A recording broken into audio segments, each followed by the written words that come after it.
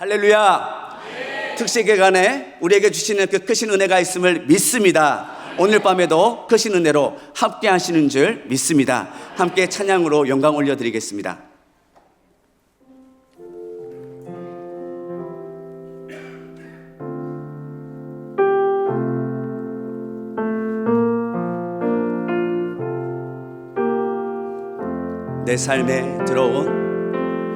내 삶에 들어온 주님의 말씀이 내게 빛이 되시니 내 삶의 어두운 절망 가운데 소망 보게 하시네.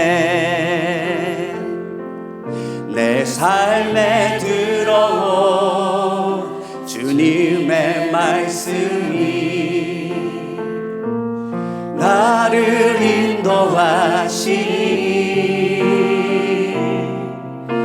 내 삶의 막막한 문제 가운데 주 뜻 보게 하시네. 말씀이 내게 역사하기를, 말씀이 내게 살아있기를, 하나님 말씀을 듣겠나이다. 주님의 음성을 듣겠나이다. 내 삶에 들어온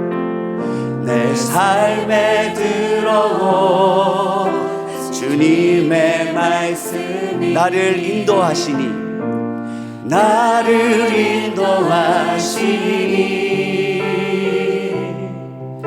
내 삶의 막막한 문제 가운데 주 뜻 보게 하시네. 말씀이 내게 역사하기를, 말씀이 내게 살아있기를, 하나님 말씀을 듣겠나이다. 주님의 음성을 듣겠나. 말씀이 내게 역사하기를, 말씀이 내게 역사하기를, 말씀이 내게 살아있기를, 하나님 말씀을 듣겠나이다. 주님의 음성을 듣겠나이다. 주님의 말씀을 듣겠나이다. 주님의 뜻대로 살겠나이다. 아멘. 하나님께 영광과 감사의 박수 올려드리겠습니다. 저는 한국 나이로 20살 1월에 친구 어머니의 복음을 듣고 회심하였습니다. 그 이후에 제 삶의 성품과 인격이 바로 바뀌었으면 참 좋았을 텐데 바로 바뀌지 않았습니다.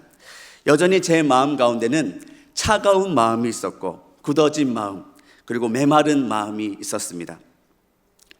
그러한 정서들은 교회 안에서 좋지 않은 결과들을 내게 되었습니다. 제가 분위기를 많이 흐렸습니다. 상황에 맞지 않는 말들을 제가 뱉었고, 그리고 상황과 관계를 경직되게 하였습니다. 오죽했으면 당시 모교회에 제가 어느 정도 그래도 좀 정리가 되고 인상도 좀 좋아진 상태였는데 어떤 우리 동생이 그런 얘기를 하더라고요. 오빠가 문을 열고 우리 교회를 들어섰는데 저는 살인자가 들어오는 줄 알았어요. 그런 얘기를 하더라고요. 그리고 지금도 무서워요 라는 말을 하더라고요. 여러분 지금은 저 어떠십니까? 아멘. 감사합니다, 목사님. 큰 복이 있을 줄 믿습니다. 네, 우리 최수롱 목사님, 우리 교구신데 너무 감사드립니다. 저도 제 성질이 참 더러운 거 알고 이것이 문제라는 것을 잘 알고 있는데 제 성품의 변화는 회심 이후에 계속해서 변하지 않았고 그것은 저의 숙제였습니다.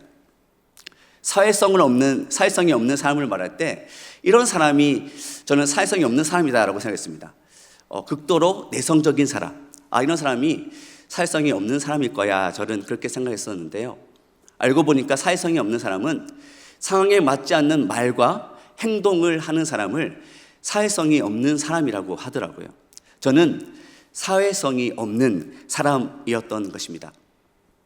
그러던 와중에 경직된 상황, 그리고 경직된 관계를 풀어내는 사람들을 만났습니다. 제가 이상한 말을 뱉었거든요. 그것을 유연하게 받아들이는 사람들을 만났습니다. 드디어 제가 배울 만한 사람을 만난 것이죠. 얼어있는 저의 마음을 녹이는 우리 우영우 씨로 얘기하면 봄 햇살 같은 사람들을 제가 만난 것입니다. 제가 어디서 만났을까요, 여러분? 교회에서 만났습니다. 좋은 형, 누나, 친구들을 제가 만났다는 것이죠. 닮고 싶은 사람들, 저를 이해해주고 기다려주는 사람들을 제가 드디어 만났습니다. 그리고 저와 같은 상황인데도 가난하고 힘들고 알아서 해야 되는 그 상황 가운데서도 불평하지 않고 묵묵히 꿋꿋이 밝게 살아가는 친구들을 만나면서 큰 도전을 받기도 하였습니다. 우리 그리스도인에게 있어서 필요한 것은 무엇일까요? 필요한 덕목, 그런 도구들은 무엇일까요? 저는 육아를 하면서 정서지능이라는 것을 알게 되었습니다. 제가 닮고 싶었던 사람들은 바로 이 정서지능이 높은 사람들이었습니다. 자, 그렇다면 정서지능은 무엇을 이야기하는 것일까요? 함께 읽어보겠습니다. 자신과 타인의 감정을 이해하고 관리하는 능력. 제가 구글에 검색했더니 구글에도 요즘에 AI가 있더라고요. 제가 담임 목사님 설교 듣고 AI 조심해야 되겠다 해서 잘 찾아보니까 다 똑같이 이렇게 이야기하고 있었습니다. 우리 함께 한번 읽어봤으면 좋겠는데요. 정서지능이 높은 사람은 다음과 같은 특징을 보입니다. 우리 함께 읽어보겠습니다. 자신과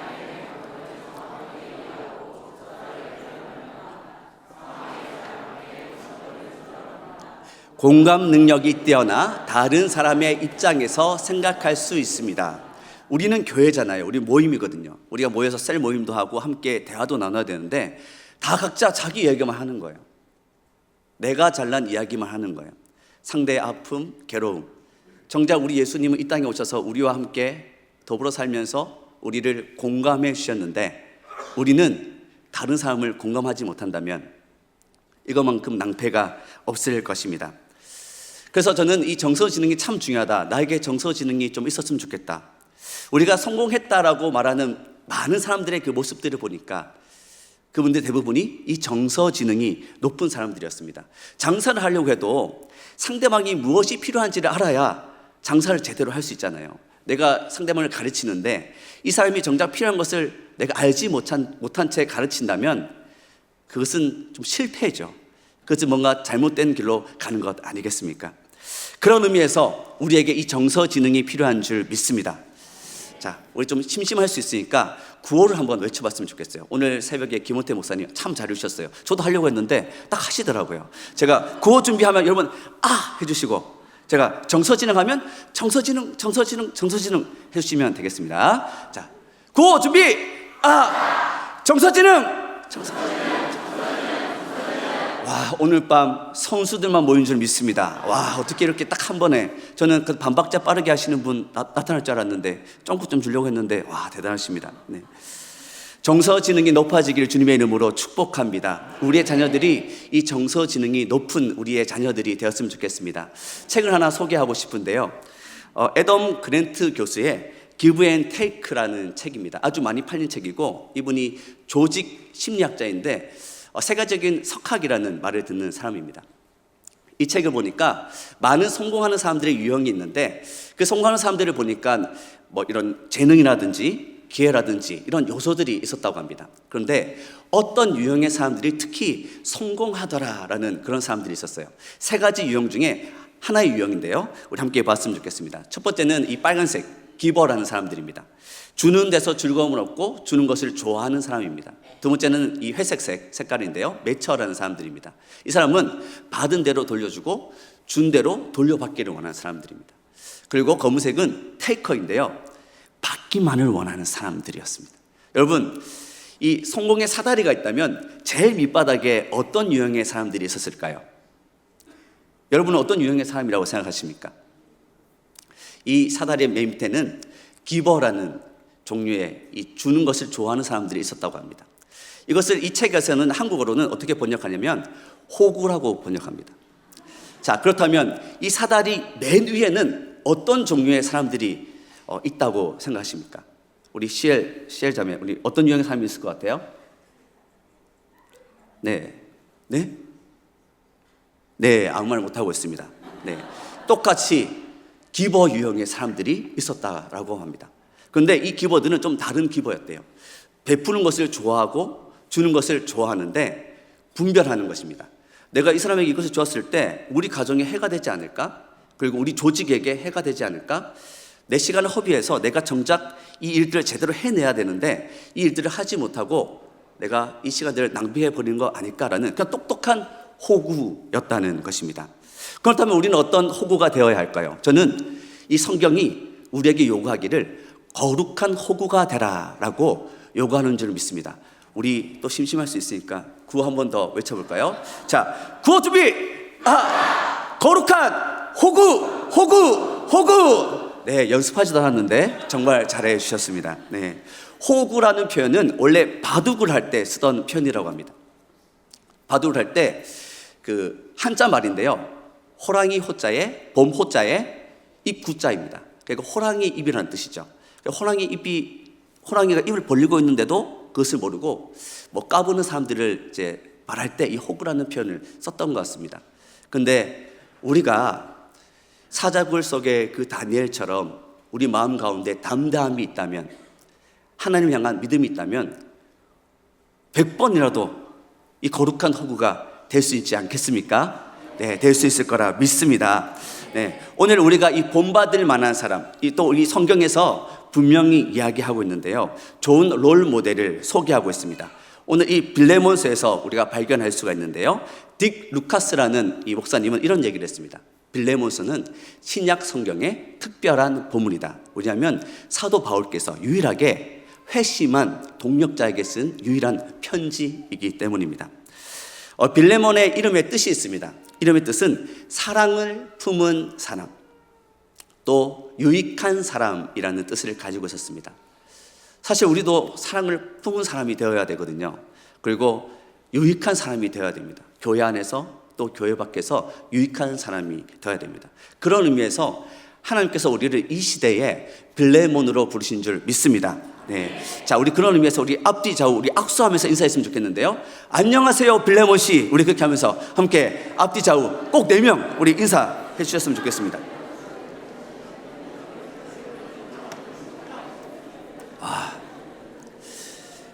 저는 우리 사랑의 교회가 참 수준이 높다라고 이렇게 생각이 드는 게, 특세 너무 힘들잖아요. 저도 제가 수요 예배 설교를 준비하면서도 얼마나 힘들어 하실까 걱정이 많이 됐는데, 표정이 다들 이렇게 어떻게 이렇게 좋은 분 한 분 없이 밝으신지 모르겠습니다. 우리 다 같이 우리 격려의 박수, 하나님께 영광의 박수. 네, 4절 말씀을 보니까 이렇게 말씀하고 있습니다. 우리 함께 읽어보겠습니다. 내가 항상 내 하나님께 감사하고 기도할 때에 너를 말함은, 현대적으로 이야기하면 이 빌레몬은 골로새 교인이거든요. 골로새에 당신이 있어서 정말 감사합니다. 너무너무 감사합니다. 기도할 때마다 당신을 위해 기도하게 됩니다. 이런 칭찬이 어디 있습니까? 저는 우리 담임 목사님, 동사 목사님이 저를 이렇게 칭찬해 주셔도, 전재근 목사님이 우리 목포에 있어서 너무 좋습니다, 이렇게 칭찬해 주셔도 저는 날아갈 것 같은데, 지금 누가 지금 빌레몬에게 칭찬하고 있습니까? 사도 바울께서 지금 빌레몬을 칭찬하고 있습니다.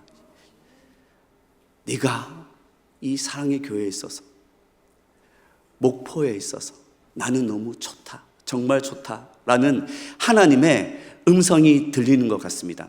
그런 칭찬 듣는 성도 되시길 주님의 이름으로 축복합니다. 그 이유에 대해서 계속해서 설명하고 있는데요. 우리 5절, 6절 말씀 함께 읽어보겠습니다.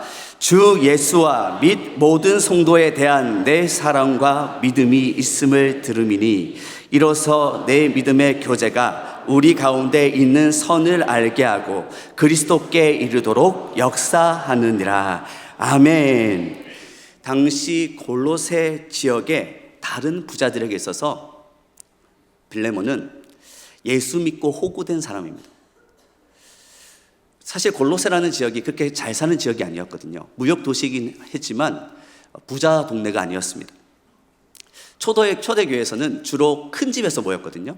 그러면 빌레몬은 큰 집을 가지고 있었고 또 부자였다는 것을 우리가 성경을 통해서 알 수가 있는데, 매주 사람들이 이 빌레몬 집에 모입니다. 매주 주일 많은 사람들이 빌레몬 그 집에 모입니다. 그런데 골로새는 부자 동네가 아닙니다. 그러면 주로 어떤 사람들이 모였을까요? 가난한 자, 노예들이 모이는 것입니다. 가난한 자들은 그래도 자유인이니까 그렇다 치고, 노예들은 주인들이 다 초소에 잠든 후에 저녁 늦게서야 교회 모임에 참여할 수가 있었습니다. 그렇다는 것은 이 교회 모임이 언제부터 언제까지 열렸다는 것일까요? 아침 일찍부터 저녁 늦게까지 열렸다는 것인데, 그때 이 빌레몬이 그 사람들을 다 상대하고 만나고 함께 예배하고 모임을 가졌다는 것입니다. 주를 향한 사랑과 믿음, 그 믿음이 믿음의 교제가 되게 하였습니다. 선한 영향력을 끼쳤습니다. 그의 모습을 통해서 많은 사람들이 예수께로, 그리스도께로 돌아왔습니다. 7절 말씀 우리 함께 읽어보겠습니다. 형제여, 성도들의 마음이 너로 말미암아 평안함을 얻었으니 내가 너의 사랑으로 많은 기쁨과 위로를 받았노라. 네, 빌레몬의 섬김으로 말미암아 성도들이 평안을 얻었다, 우리 샬롬을 누렸다라고 말씀하고 있습니다. 사도 바울은 많은 기쁨과 위로를 받았다라고, 참 보람이겠죠. 내가 가르치는 사람인데, 하나님의 복음과 말씀을 전했는데, 가르쳤는데 이 사람이 성장해서, 여러분, 가난한 사람이 예수 믿는 게 쉬울까요? 부자가 예수님 믿는 게 쉬울까요? 다 예수님 믿는 거 쉽지 않지만 당시에 부자가 예수님 믿기란 참 쉽지 않았습니다. 그들의 파티, 그들의 모임, 그들의 협회, 그런 것들이 다 그것들을 방해했습니다. 그런데 그가 예수님 믿고 자신이 가지고 있는 그 재산들이 내 재산이 아니라 하나님께서 이 때를 예비해서 나에게 주신 재산이구나라는 것을 깨닫고 그것을 베푸는 것입니다. 빌레몬은 진정 행복을 누리고 행복을 나누는 사람이었던 것입니다. 갈라디아서 5장 22절 23절 말씀을 보니까 이렇게 말씀하고 있습니다. 우리 함께 읽어보겠습니다. 오직 성령의 열매는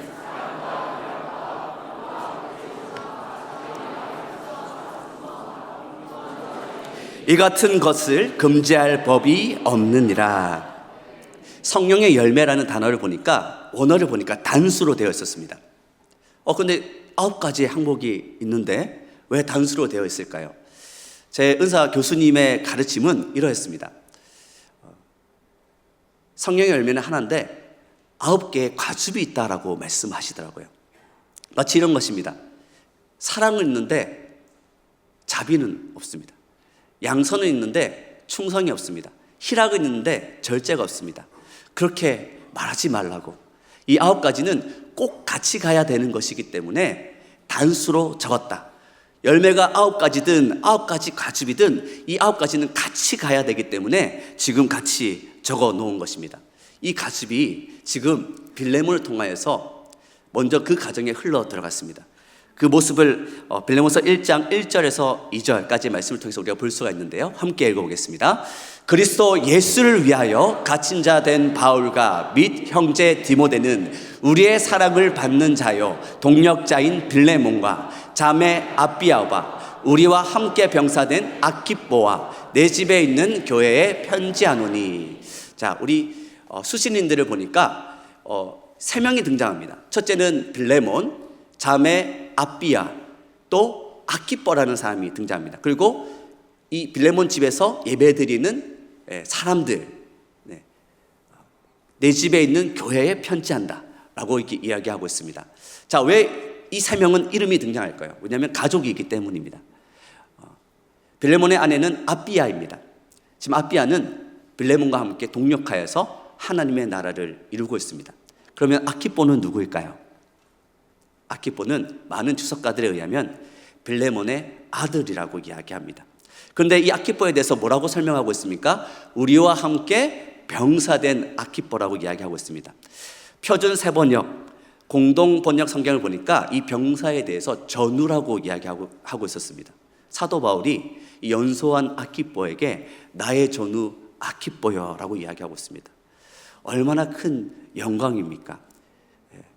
빌레몬의 그 섬김, 그 사랑, 하나님의 말씀에 충실히 따랐던 그 모습들이 아내와 자녀들에게 흘러 들어갔는데, 특히 아키뽀는 사도 바울의 동력자라는 그런 표현을 듣고 말을 들었다는 것입니다.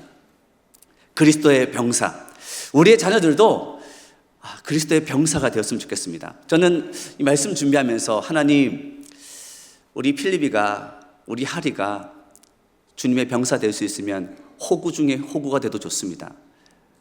하나님 역사하여 주옵소서라는 기도를 하면서 이 설교를 준비했는데요, 우리들의 자녀들이 모두 그리스도의 병사, 또 주님의 전우 되기를 주님의 이름으로 축복합니다. 하나님 나라를 위해 고군분투하는 아키뽀, 우리의 싸움은 혈과 육의 싸움이 아니거든요. 하나님 나라를 위해서 싸우는 사람, 영적 전쟁에서 승리하는 우리 자녀들을 키우길 주님의 이름으로 축복합니다. 성령의 기름 부으심이 나에게 임하고 나를 통하여 내 아내에게, 내 자녀들에게 흘러 들어간다면, 그 성령의 가즙이 나를 통하여서, 내 가족을 통하여서 저 열방에까지 흘러 들어가 강물이 될 수 있으면 참 좋겠다, 참 너무나도 행복하겠다라는 고백을 해보게 됩니다. 그런 고백으로, 동일한 고백으로 나아가는 우리 사랑의 가족들 되기를 주님의 이름으로 축원합니다. 이 시대에 빌레몬이 일어나길 소원합니다. 거룩한 호구가 일어나길 소원합니다.